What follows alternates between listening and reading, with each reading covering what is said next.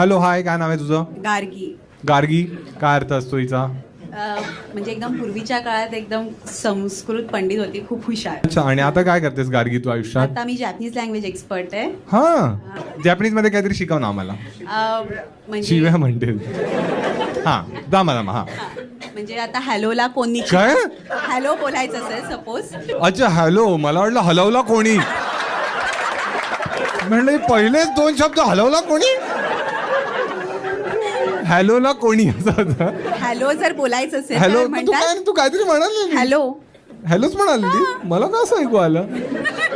ते ज्याच्या मनात जे असतं ते. हा हा, हॅलो म्हणायचं असेल. कोनिचिवा. काय? कोनिचिवा. कोनिचिवा. तुम्ही काय हसताय रे? हे तू बरोबर शिकवतेस ना? बरोबर आहे. तू कोणालाही जॅपनी विचार. बोलून आला. हा, कोनिचिवा. हे मा